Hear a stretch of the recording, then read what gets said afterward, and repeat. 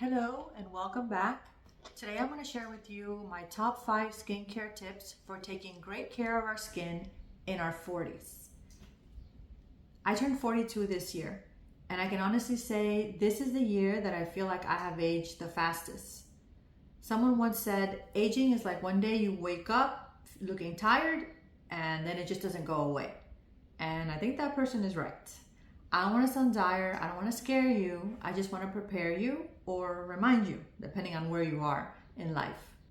And I believe that even though we cannot completely delete the mark of time from our face, there are many things that we can do to age better, with more confidence and grace. My idea of aging gracefully is changing the things that I can and not obsessing over the things that I cannot. With all that being said, here are my top 5 tips for skincare in our 40s. These are not in order of importance. I think they're all important. Treating aging skin should be a multifaceted approach, in my belief. Number 1, better ingredients, better pizza. No, better ingredients, better skin. Upgrade to better ingredients, that's the tip. This includes retinols, still retinols, peptides, and vitamin C in your daily routine. Retinols are the holy grail. They thicken your skin. They make it less paper thin and crinkly. Peptides boost collagen production and improve skin elasticity. And vitamin C brightens your skin and it helps protect against sun damage. The ones that I'm currently loving are, I use Proactive Solution because like I said, I have acne prone, very oily skin. Proactive has worked great for me for years. But something I recently added was this Paula's Choice serum, Omega Plus Complex Serum with chia seed and flax seed. I've been using this for a few weeks and I've been loving it. And then something I've been using for a couple years is this Paula's Choice Ceramide Enriched Firming Eye Cream. I've been using that as well. And I'll link those below, you can check them out, but I really use these products. Paula's Choice especially, I've been using it for years, the eye cream. I've been using it for years and I really like it. Tip number 2, bring out the big guns. Professional treatments that I feel that are really worth it are microneedling and Ultherapy. I've had both of these and they really do make a difference. As a sidebar, get the numbing cream. They are painful. Botox and other like neural blockers, I feel they're only useful if you have lines around your eyes or forehead that are what they call static.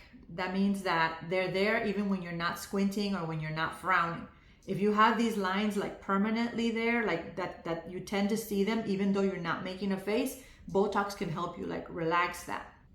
For lines, expression lines, like lines that happen when you're smiling or when you're frowning, be careful with Botox because you could end up looking frozen. I think about it this way, even young people get lines when they frown or when they smile. So there's no need to eliminate every sign of expression from your face. I mean, it's gonna depend on you, obviously, what you're comfortable with. For me, I feel like Botox in your 20s and 30s is pretty much a no-no. Now we're 40. This video is for us over 40. So if you feel comfortable getting Botox, my suggestion is get it during a time when you don't have an important event. Like don't do it, don't save it for your kid's wedding or someone important's wedding or some important issue that you have, an important event that you have. Don't save it for then because if you have a reaction or you don't like how you look, you're stuck like that for 3 to 4 months. So my suggestion would be get it, way in advance. If you like it, you can always get a retouch right before the event. For fillers, I'm sorry, but I don't like fillers. I haven't seen anyone that I can say I like the way the filler looks on them. I feel like people end up looking puffy and it's a dead giveaway for filler. The puffer fish, the saw look, that like this, I don't like it. Especially as older people who we already wake up a little puffy. We don't need help looking like puffer fish. And I think the problem is people are over injected because they sell filler by the syringe So they cannot inject you with half of the syringe and then use the other half for someone else. They have to inject you the whole syringe, or they try to sell you the whole syringe.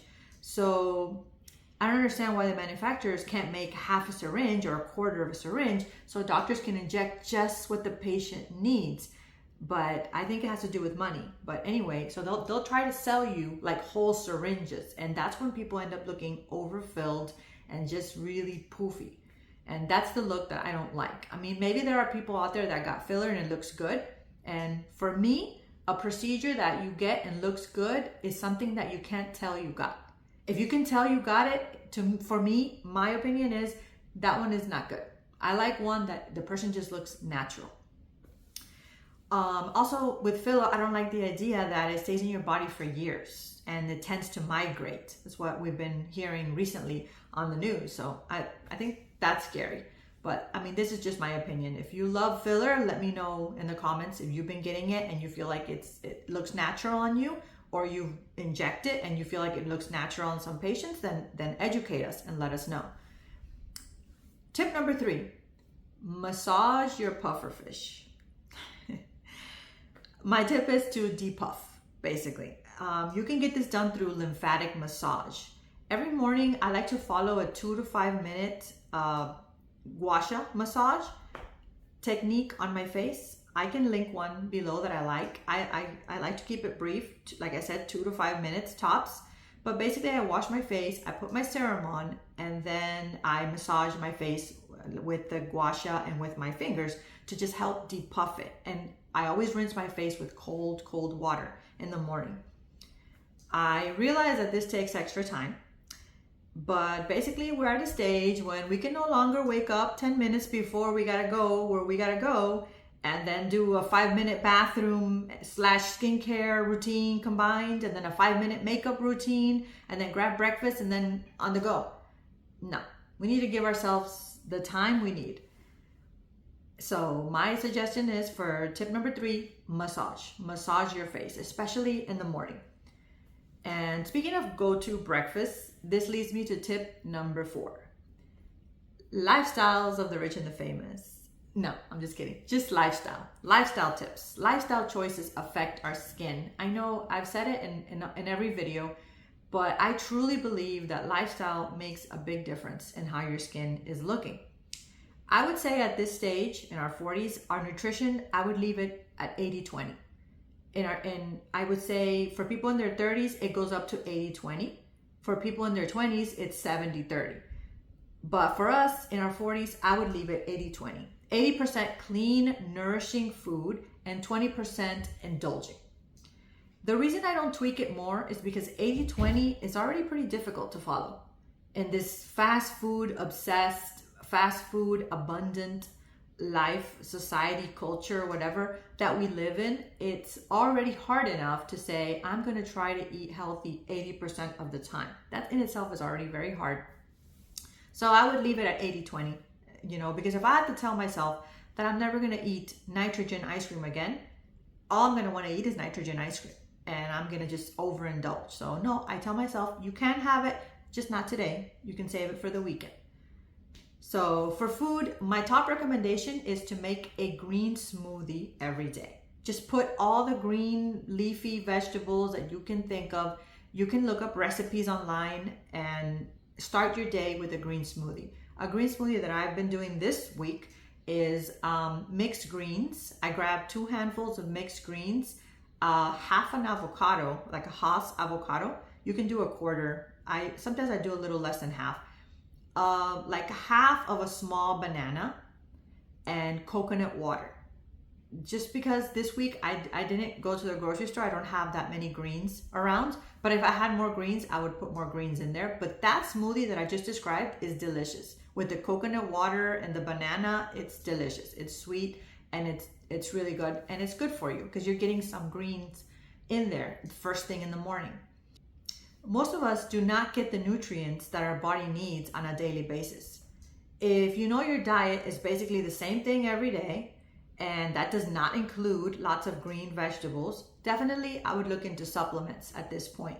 Vitamins, they have greens powders, look up some that are organic, that are good for you, that you like the taste of them, and try to incorporate that in your diet. Because even though we're 40, we still got maybe half our life left. So we want to live the rest of our life the healthiest that we can.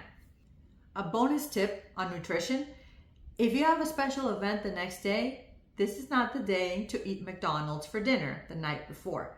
Try not to eat high sodium or high sugar the night before. Ideally, a few days before your event, you should be leading a pretty clean diet and drink lots of water, limit salt, limit sugar before your event. Another lifestyle tip: prioritize sleep. In this decade, a lot of women are in perimenopause, and this wreaks havoc on our sleep habits. So try to establish a good bedtime routine. If you're just not able to fall asleep with a reasonable time, or you can't stay asleep, even after trying consistently with a good bedtime routine, going to sleep and waking up at the same time for at least 2 weeks to see if that regulates your sleep cycle. If you've been doing that for a couple weeks and you still cannot fall asleep in a timely manner, or you can't stay asleep, I recommend seeing a sleep specialist or seeing your gynecologist and getting your hormones checked, because this is extremely important for how your skin looks. Rest is extremely important for how your skin looks. That's when our skin regenerates. Our whole body regenerates when we get sleep. And we're talking about skin. So yes, skin needs rest as well. Long gone are the days when we could stay up till 2 a.m., splash some water on our face the next morning, and look great within an hour. Nope, we need our rest. Personally, I struggle with anxiety and insomnia since I was very young. And if I have an important event the next day, it is 10 times harder for me to fall asleep just because of the additional anxiety. So I keep melatonin in my house, and I take it only when I have these occasions. But melatonin, if you take it every day, some people build a resistance to it. So just be careful. Tip number 5 is show some compassion to yourself. Do not become obsessed with aging prevention. My view is what I said before. I try to affect and change the things that I can, but I accept the things that I cannot change. I don't like the changes that come with aging. I don't believe that they're natural. If you believe what the Bible says, we were supposed to live forever in health and in youth. I don't want to get into religious topics here, but it definitely affects how you view aging and what you do about it. Anyway, how is this a skincare tip? Because it will motivate you not to throw in the towel and say, I'm going to get old anyway, why bother? That attitude is not healthy, because you can look and feel a lot better if you invest in yourself the way that you invest in others. Women, we tend to be caretakers. We give and we give to others, and we're so stingy with ourselves. We should show compassion to ourselves as well as others. On the other hand, becoming obsessed with aging prevention can leave us disillusioned and burned out, because there's no way to prevent it completely from our whole life. For our whole life, we cannot prevent aging. So we're going to end up disillusioned. So having a balanced view of aging, especially at this stage when aging really starts to show, for the most of us, it's a great tip. So those are my 5 skincare tips for our 40s. Number 1, upgrade the ingredients in your topicals. Number 2, professional in-office procedures that are a little more in depth. Number 3, daily facial massages for depuffing. Number 4, lifestyle changes, including vitamins and supplements and sleep aids if we need them. And number 5, show compassion for ourselves and love and accept ourselves. Do you have any beauty secrets that are helping you or have helped you in your 40s? Please don't gatekeep. Share them in the comments. If you like this video, please give me a like and subscribe. And as always, thank you so much for watching.